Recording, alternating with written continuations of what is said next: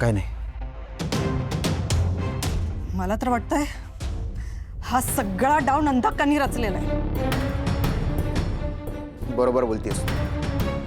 हे इतकं वाईट षडयंत्र नंदाकाच रचू शकते. पण हे जर श्रावणीला कळलं तर ती मात्र गप्प बसणार नाही. या घरात परत एकदा वादळ येणार. बघितलं आई, ही श्रावणी लय शहाणपणा करत होती ना, तिचा बाप काय पण करणार नाही म्हणून. पण शेवटी तिच्या बापानी बदला घेतलाच. अगं पर त्यात श्रावणीची काय चूक आहे? होय बाई, अशी कशी काय चूक नाही तिची? नाही ती तिच्या बापाच्या घरी गेली नसती का नाही अण्णा, तर तिच्या बापानं हिथं येऊन आपल्याला धमकी दिलीच नसती. तुमची ही अवस्था पण झाली नसती.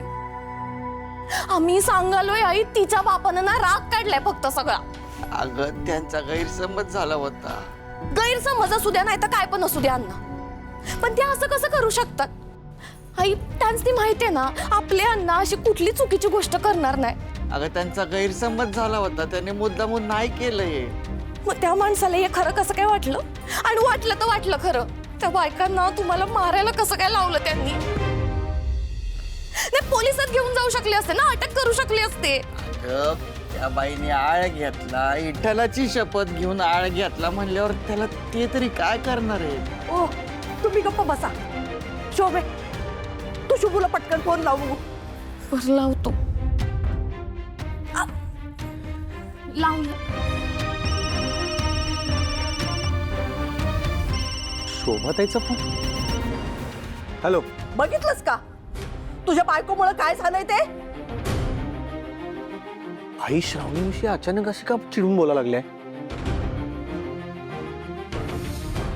हॅलो आई, काय झालं? तू एवढी का चिडचिड करायलास? अरे तुझ्या बायकोच्या बापानं तुझ्या बापाला मारलंय. बायकांना चोप द्यायला लावलाय. काय? साहेबांनी? अगं साहेब असं कशाला करतील? शोभ तुला अजून मी खोटच वाटतंय का रे? आमच्याकडे ती. हे बाबा तुला खोटं वाटत असेल का नाही, मग तू सोशल मीडियावर जा आणि त्याच्यावर बघ.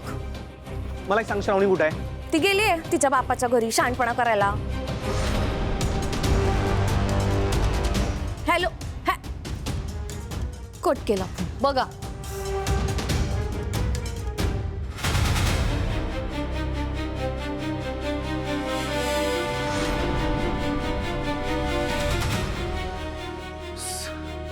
साहेब असं कसं करू शकतात? नाही, हे मला खरं वाटत नाहीये.